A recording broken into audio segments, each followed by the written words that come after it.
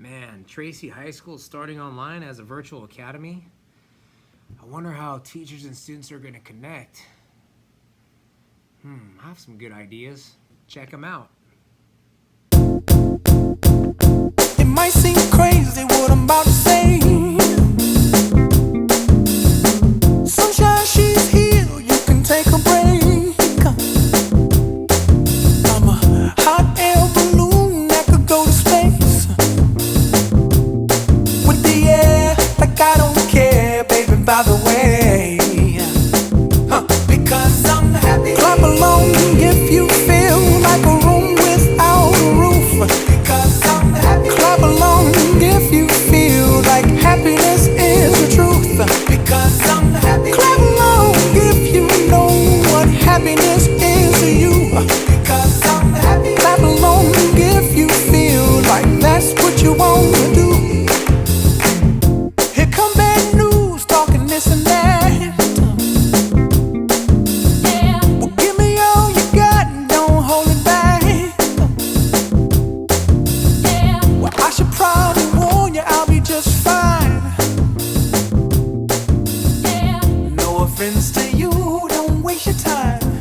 Here's why. Because I'm happy. Clap along if you feel like a room without a roof. Because I'm Hello and welcome back to Back to School Night. My name is Anthony Ota, and I would like to share some information about my class.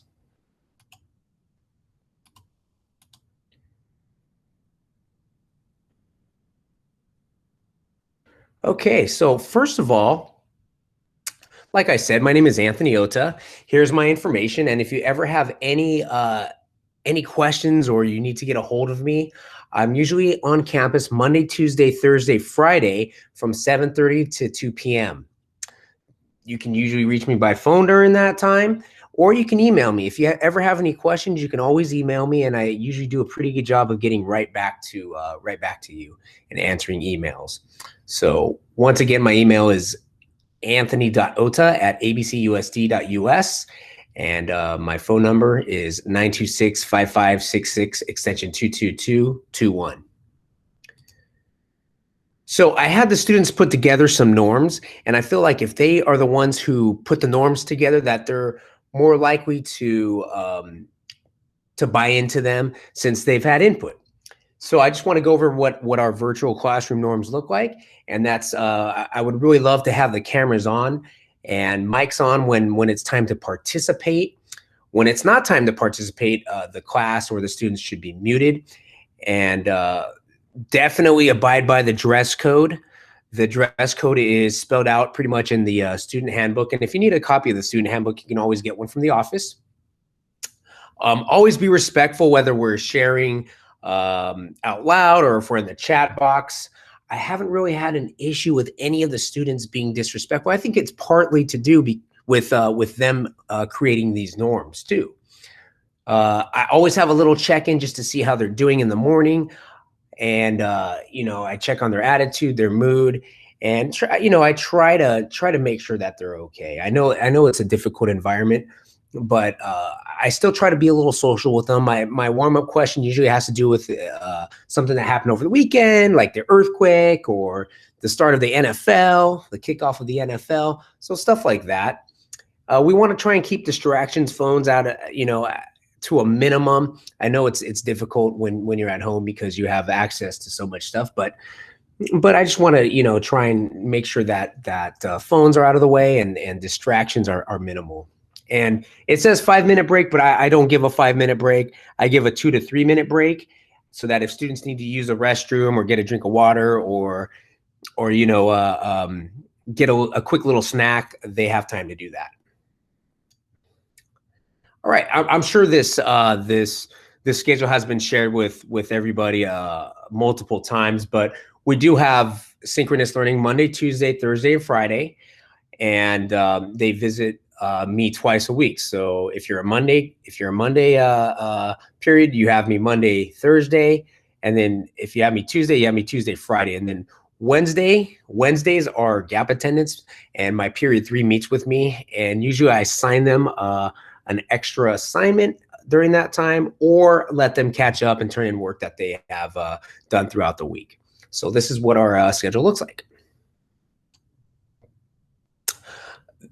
So to earn points in my class, I always tell students that they need to do the 3 Ps, and that's be present, produce work, and perform on assessments. You got to remember these kids are going to be going to college, or they're going to be going into the workforce, or they're going to be going to a trade school. So no matter where they go, they're going to have to be accountable for their work.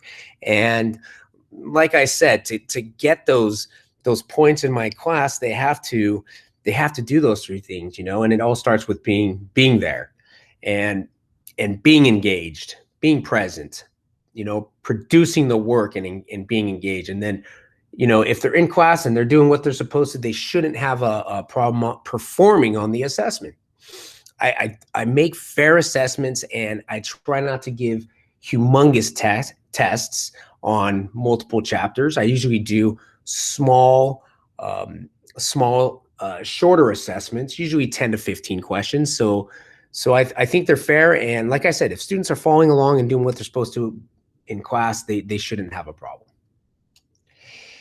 I use a pretty standard-based, a standard form of grading. 90 to 100 is an A, 80 to 89 is a B, 70, 79 is a C, 60 to 69 is a D, and anything below that is not passing. So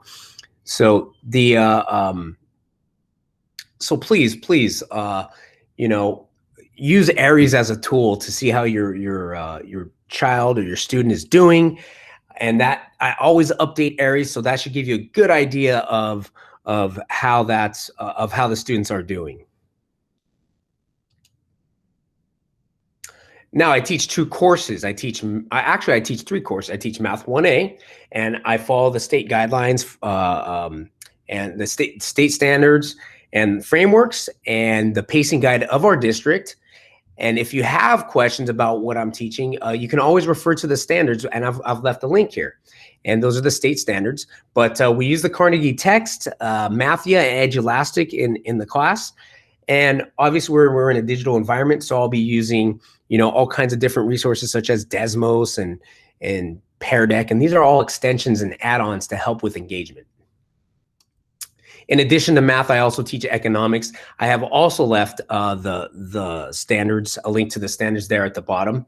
And I've left kind of some information about some of the topics we'll be covering. Just to give you an idea: economic terms, finance, budgets, supply and demand, fiscal policy, GDP, labor. These are the types of topics that we cover. Just to give you a quick idea. But like I said, if you want to really look at the standards that we're teaching, there's a link to the standards there at the bottom. Pearson is our textbook, and they have an online, they have some online resources that I do use, and it is made by Savas, by Pearson. Okay, I'm going to stop sharing just for a quick second this slideshow and take you over to my Drive account where I have an early college. So Futures, if your child is in Futures, it is an early college and career program where students can take college courses before they leave Tracy. And this is just to bridge the gap in between high school and wherever the students are going to go next after high school. And if your student is not in this program, I highly encourage you to look into it and possibly talk to your student about getting involved in this program. It's really great. I have a few seniors from last year that I keep in touch with and are doing really well in college right now. One of them actually has a 4.0, and some of them are starting to, one of them from 2 years ago is getting ready to transfer to either Cal State Long Beach or Cal State Fullerton. But you could see that here. I have the 2 colleges that we mainly deal with are Long Beach City and Cerritos, and I've created a virtual classroom with files so that students can access all the forms, information about classes that they need. I even have some information about DMV, getting their license, their driver's license, because I think that's just a very, very important piece to have when you're in college. And I've even recorded some short tutorials. So that's our Futures class. Okay, let me continue with the presentation here. And how to be successful in class? Well, being there, participating, being engaged. Hopefully students can put together a study space that you know, that they can concentrate. And I know everybody has different resources, so hopefully they can do that and manage time effectively and efficiently, so so that they can complete their work, be to class on time, and be engaged. And some of that has to do with good sleep, you know, eating right. So if you can help out with that, that would be fantastic. And then materials and resources that students need are here. They're here on the Chromebook. I'm sorry, we have them available here at Tracy. So if they need resources, they can always grab a Chromebook. They can come to the school and get any of these resources. If they don't need paper, pencils, anything, just if you're going to come to the school and get these resources, please either call ahead of time or email me to let me know you're coming. And then finally, if you're having trouble with or difficulties with any of your technology, teachers do know some of the technology, but the district has resources and people that deal with just technology. So if you're having issues or trouble with any of that, or you know, or safety is an issue, there's different resources at our district that you can refer to, and these are them. Okay, so I'm just going to go back to the first slide. I just want to thank you for coming to Back to School. And, you know, I know it's a tough environment, but we're going to try and get through this together. And I'm going to do my best to engage students and make this time pass very quickly through the use of all the different types of apps and programs that I've been trained on. So if you ever have any questions, comments, or need further information, you can contact me at any time. I look forward to working with all the students, and we'll see you throughout the year. Thank you.